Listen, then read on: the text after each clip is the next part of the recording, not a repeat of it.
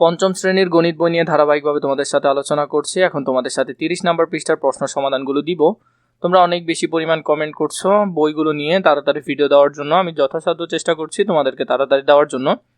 চলো আমরা 5 নম্বরটা সমাধান করে নিই। এখানে বলা আছে 12টি কলা এবং 8টি পেঁপের মূল্য একত্রে 616 টাকা। এই 616 টাকার মধ্যে 12টি কলাও আছে, 8টা পেঁপেও আছে। একটা কলার মূল্য অলরেডি আমরা পেয়ে গেলাম, তাহলে 12টা কলার মূল্য যদি বের করি তাহলে বাকি যে টাকা থাকবে নিশ্চয় সেটা হলো পেঁপের মূল্য। আমরা অঙ্কটা সমাধান করি। তাহলে প্রথমে যদি দেখো তাহলে প্রশ্নটা আমরা বুঝলাম। প্রদত্ত তথ্য অনুসারে আমরা যা যা পেলাম, 12টি কলা এবং 8টি পেঁপের মূল্য একত্রে 616 টাকা। একটা কলার মূল্য দেওয়া আছে 8 টাকা। তাহলে 12টি কলার মূল্য আমরা কিভাবে বের করবো? 12 গুণ 8 মানে 96 টাকা। তো ওই টাকার মধ্যে 96 টাকা হলো কলার মূল্য। মোট মূল্য থেকে যদি কলার মূল্য বাদ দিয়ে দিই তাহলে আর আছে 520 টাকা। অতএব 8টি পেঁপের মূল্য 520 টাকা। তাহলে আমরা যদি একটা পেঁপের মূল্য বের করি, একটা পেঁপের মূল্য 520কে যদি 8 দিয়ে ভাগ করো তাহলে কত হবে? 65 টাকা হবে। তাহলে একটা পেঁপের মূল্য কত টাকা করে? 65 টাকা করে। আশা করি বুঝেছো। 6 নম্বরটা একটু দেখো। 5টি গরু এবং 8টি ছাগলের মূল্য একত্রে 6,25,800 টাকা। একটি ছাগলের মূল্য 17,600 টাকা। একটি গরুর মূল্য কত? আগের অঙ্কটাই একেবারে সেম, আগের অঙ্কটাই, জাস্ট কলা পেঁপের জায়গায় গরু আর ছাগল আসছে। তাহলে আমরা এখান থেকে আগে তথ্যগুলো লিখে নিই। যেমন 5টি গরু ও 8টি ছাগলের মূল্য 6,25,800 টাকা। একটি ছাগলের মূল্য 17,600 টাকা। 8টি ছাগলের মূল্য 17,600 গুণ 8 1,40,800 টাকা। এটা হলো 8টা ছাগলের মূল্য।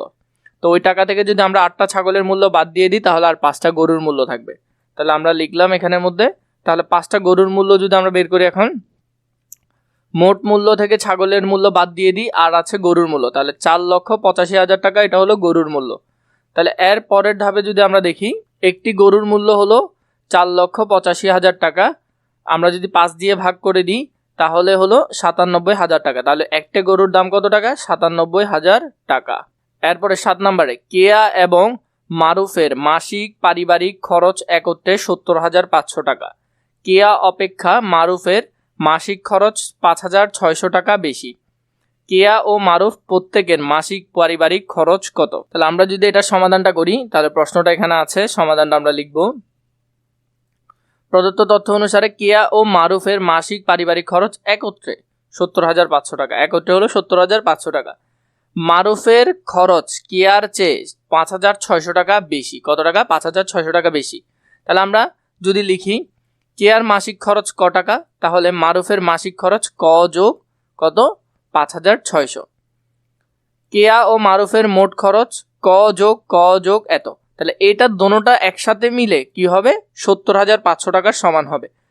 ক কে কর সাথে যোগ করলে 2 ক, আর এদিকে 5,600। এই 5,600 এদিকে যোগ আকারে আছে, এদিকে হলে বিয়োগ আকারে হবে। তাহলে বিয়োগ দিলে কত? 64,900 টাকা। তাহলে 2 ক সমান 64,900 টাকা। তো এই যে 2 কটা এদিকে কি আকার আছে? গুণ আকারে। এদিকে আসলে সে কি হবে? ভাগ হবে। তাহলে যদি ভাগ করো তাহলে 32,450 টাকা। তাহলে ক সমান 32,450 টাকা। কেয়ার মাসিক খরচ হলো 32,450, কিন্তু মারুফের খরচ তো 5,600 টাকা বেশি। তাহলে 32,450-এর সাথে যদি আমরা 5,600 টাকা যোগ করি তাহলে হলো 38,050 টাকা।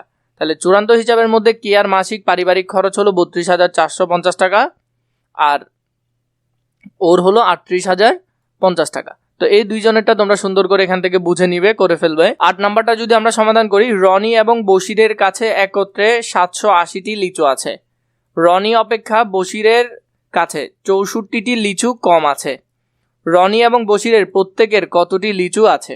তাহলে আমরা আলাদা করে আমরা এগুলো বের করব। এখন প্রদত্ত তথ্য অনুসারে রনি ও বশিরের মোট লিচু হলো 780।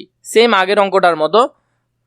বশিরের লিচু রনির চেয়ে 64টা কম। কতটা কম? 64।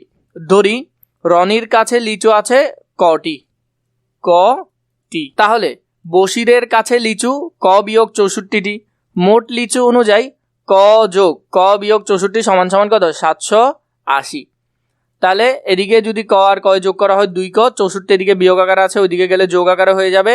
780-র সাথে যদি 64 যোগ করো তাহলে 844। তাহলে 2 ক সমান সমান 844, ক সমান সমান 844 ভাগ 2, আর ক সমান সমান কত হবে? 422। বশিরের লিচু হবে কি 422 থেকে কয়টা কম? 64টা কম। তাহলে 358টা। রনির কাছে লিচু আছে 422টা এবং বশিরের কাছে লিচু আছে 358টা। তো আশা করি তোমরা এই অঙ্কটাও করতে পারবে। সাইব সাহেব বাজার থেকে 25 কেজি চাল, 350 টাকার সরিষার তেল এবং 668 টাকার মশলা কিনলেন। প্রতি কেজি চালের মূল্য 72 টাকা। তিনি দোকানদারকে 3000 টাকা দিলেন, দোকানদার তাকে কত টাকা ফেরত দিবে? আগে আমরা এগুলোর মূল্য বের করব। 25 কেজি চালের মূল্য 72 দিয়ে গুণ করলে কত পাবো, এবং এখানে সরিষার তেল এবং এখানে মশলা, এগুলো যোগ করার পর মূল টাকা থেকে আমরা বিয়োগ দিয়ে দিব। তাহলে প্রদত্ত তথ্যগুলো লিখে নিই। চালের পরিমাণ 25 কেজি, প্রতি কেজি 72 টাকা, তাহলে সরিষার মূল্য হলো কত? 350 টাকা, মশলার মূল্য হলো 668 টাকা, দোকানদারকে তিনি দিলেন 3000 টাকা। এটা হলো আমাদের প্রশ্নের মধ্যে যা ছিল। 25 কেজি চালের মূল্য যদি আগে বের করি তাহলে 1800 টাকা। কত টাকা? 1800 টাকা। মোট খরচ হলো চালের মূল্য যোগ তেলের মূল্য যোগ মশলার মূল্য 1800, 350, 668। তাহলে এখানে হলো 2800 কত? 18 টাকা। 2818। ফেরতের টাকা হলো দেওয়া টাকা, মোট খরচের টাকা। 3000 থেকে 2818 টাকা চলে গেলে 182 টাকা থাকবে। উত্তর হলো দোকানদার সাইফ সাহেবকে 182 টাকা ফেরত দেবেন। একটি ফলের দোকানে একটি আনারস 48 টাকায়, একটি আনার 95 টাকায়, একটি আতাফল 75 টাকায় বিক্রি হয়। সোনিয়া 4টি আনারস, 2টি আনার, 5টি আতাফল কিনে 1000 টাকা দোকানিকে দিলে কত টাকা ফেরত পাবে? তাহলে এখান থেকে যদি আমরা আগে ইনফরমেশনগুলো লিখে ফেলি সুন্দর করে। একটি ফলের দোকানে একটি আনারস বিক্রি করা হয় 48 টাকায়, একটি আনার বিক্রি করা হয় 95 টাকায়, একটি আতাফল 75 টাকায়। সোনিয়া কিনেছে 4টি আনারস, 2টি আনার এবং 5টি আতাফল। তাহলে 4টি আনারসের দাম হবে 4 গুণ 48, 192 টাকা। 2টি আনারের দাম হবে 2 গুণ 95, 190 টাকা। 5টি আতাফলের দাম হবে 5 গুণ 75 সমান 375 টাকা। মোট খরচ 192 যোগ 190 যোগ 375, মোট কত হলো? 757 টাকা। কত টাকা? 757। ফেরত টাকা হলো কত? প্রদত্ত টাকা থেকে মোট খরচ যদি বাদ দেওয়া হয় 1000 থেকে 757 যদি বাদ দেওয়া হয় 243 টাকা। কত টাকা? 243। তাহলে দোকানি তাকে ফেরত দিবে 243 টাকা।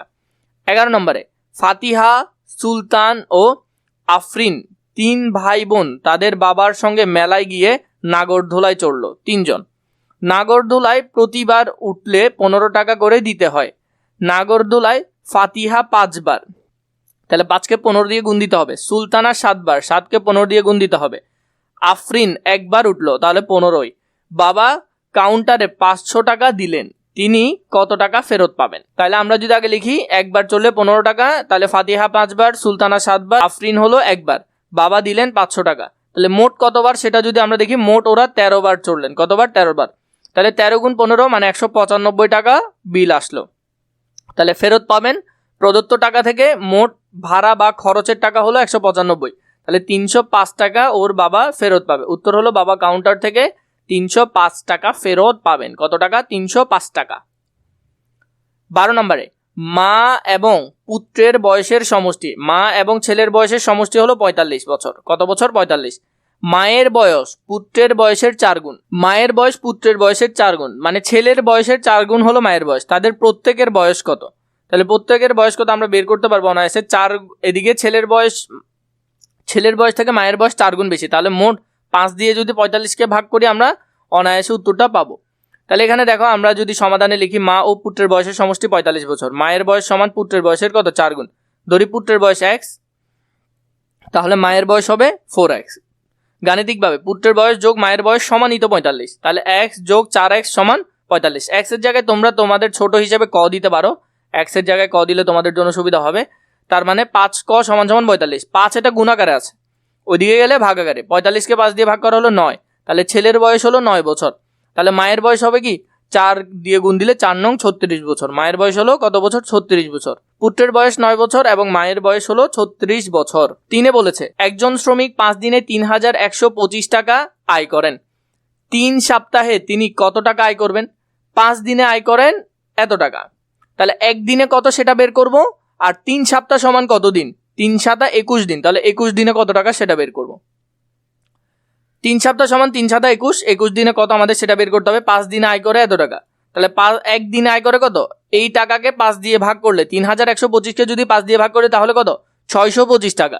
তাহলে 21 দিনে আয় করে 625 পেলে এটা হলো তার একদিনের আয়। এই একদিনের আয়কে যদি 21 দিয়ে গুণ করি তাহলেই তার পুরো 3 সপ্তাহের টাকা পাওয়া যাবে। তাহলে 13,125 টাকা। 14তে শরীফুল 72 টাকা দিয়ে 3টি খাতা কিনলো। 72 টাকা দিয়ে 3টি খাতা। 12টি খাতা কিনতে তার কত টাকা লাগবে? মানে 12টা খাতা কিনতে যদি চাই তাহলে তার কত টাকা লাগবে? তাহলে আমরা যদি অঙ্কটা দেখি, 3টি খাতার দাম হলো কত টাকা? 72 টাকা। 3টা খাতার দাম 72 টাকা। একটি খাতার দাম 72 ভাগ 3 সমান 24 টাকা। একটা খাতার দাম তাহলে কত টাকা? 24 টাকা। 12টি খাতার দাম 24 গুণ 12 সমান 288 টাকা। তাহলে কত টাকা? 288 টাকা। ঐকিক নিয়ম অনুসারে আমরা বের করলাম আর কি। 14 নম্বর অঙ্কটা আমরা একটু বুঝি। শরীফুল 72 টাকা দিয়ে 3টা খাতা কিনলো। কয়টা খাতা? 3টা। 12টি খাতা কিনতে তার কত টাকা লাগবে? তাহলে আগে এই 3টাকে যদি আমরা 72 দিয়ে ভাগ করি, তাহলে 72কে যদি 3 দিয়ে ভাগ করি আমরা একটা খাতার দাম পাবো, 12 দিয়ে গুণ করলে আমরা সবগুলো খাতারই দাম পাবো। তাহলে 3টা খাতার দাম 72 টাকা, একটা খাতার দাম 72 ভাগ 3, তাহলে একটা খাতার দাম 24 টাকা। একটা খাতার দাম কত? 24। তাহলে 12টা খাতার দাম 24 গুণ 12 সমান 288 টাকা। তাহলে 12টা খাতার দাম কত হবে? 288 টাকা হবে। 15 নম্বরে বলল 16 জন শ্রমিক 7 দিনে একটি দেওয়াল নির্মাণ করে। কতজন শ্রমিক? 16 জন। কদে 4 জন শ্রমিকের ওই দেওয়াল নির্মাণ করতে কতদিন লাগবে? 4 জন শ্রমিকের কতদিন লাগবে? তাহলে আমরা যদি অঙ্কটা দেখি, এটা একটু ভালো করে করবে, পরীক্ষা আসার সম্ভাবনা আছে এটা। 16 জন শ্রমিকের লাগে 7 দিন। কতদিন? 7 দিন। একজন শ্রমিকের তাহলে 16 গুণ 7 সমান 112 দিন। 112 দিনে শেষ করতে পারবে একজনে করলে। তাহলে যদি সে কাজ 4 জনের মধ্যে ভাগ হয় তাহলে 112 ভাগ 4 মানে 4 জনে করলে সেটা 28 দিনে শেষ হবে। তাহলে ক নম্বরের উত্তর হলো 4 জন শ্রমিকের এই দেওয়ালটি নির্মাণ করতে 28 দিন সময় লাগবে। কতদিন? 28 দিন। খতে কি বলেছে? দেওয়ালটি 2 দিনে নির্মাণ করতে অতিরিক্ত কতজন শ্রমিক লাগবে? তাহলে আমরা যদি এটা সমাধান দেখি, 7 দিনে শেষ করে 16 জন। 7 দিনে কতজন? 16 জন। তাহলে একদিনে যদি শেষ করতে যাই তাহলে 112 জন মানুষ লাগবে। কতজন? 112 জন। এবং 2 দিনে শেষ করতে চাইলে তাহলে তার অর্ধেক মানুষ লাগবে। 112কে যদি 2 দিয়ে ভাগ কর তাহলে কত? 56 জন শ্রমিক লাগবে যদি 2 দিনে কাজটি শেষ করতে চায়। বর্তমানে ওদের কাছে আছে 16 জন শ্রমিক। অতিরিক্ত তাহলে কতজন লাগবে? 56 বিয়োগ 16 মানে 40 জন শ্রমিক আরো অতিরিক্ত লাগবে। তো দেওয়ালটি 2 দিনে নির্মাণ করতে অতিরিক্ত 40 জন শ্রমিক লাগবে। কতজন? 40 জন শ্রমিক লাগবে।